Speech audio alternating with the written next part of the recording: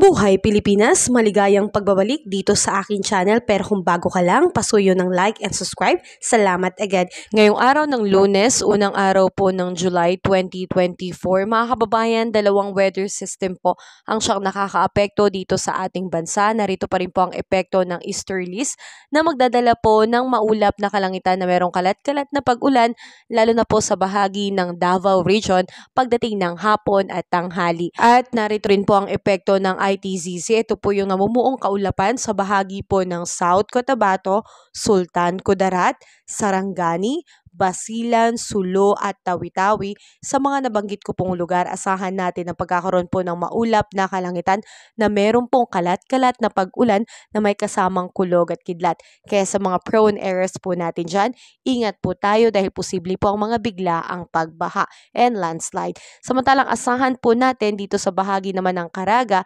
Eastern Visayas, Bicol Region, Quezon at Aurora, dulot po ng easterlies, patuloy po makakaranas ng partly cloudy to cloudy sky with isolated rain shower or thunderstorm po. Patuloy pa rin po tayong mag-antabay sa ating ulat panahon dito naman po sa atin sa Metro Manila at ilang natitirang bahagi ng ating bansa.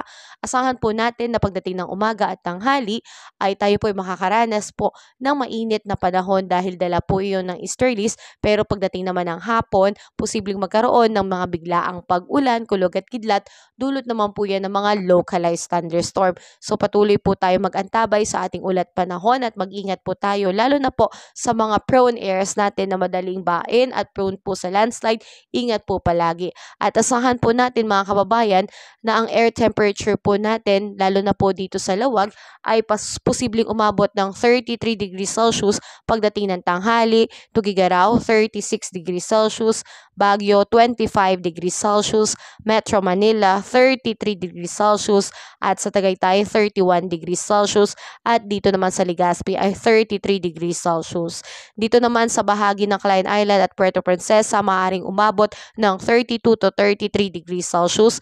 Iloilo, 33 degrees Celsius, Tacloban at Cebu, 32 degrees Celsius, Zamboanga, 32 degrees Celsius, ganun din po ang Cagayan de Oro at ang Davao po ay 32 degrees Celsius.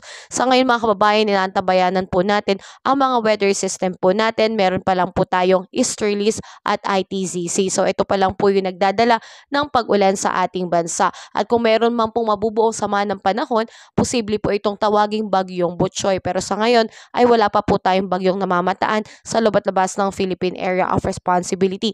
Ang tanging nagpapaulan lamang po, liliwanagin ko, ito pong easterlies, localized thunderstorm, and ITCC. So patuloy po tayong mag-antabay sa ating ulat panahon. Mainam na po na lagi po tayong aware, kabayan. Kabayan, kung nakatulong sa iyo ang video na to, huwag mo namang kalimutang mag-like and subscribe at pasuyo na rin po, pahit na rin po ng notification bell para updated ka sa mga susunod ko pang weather update. Muli, maraming salamat. Ingat. God bless po, kabayan.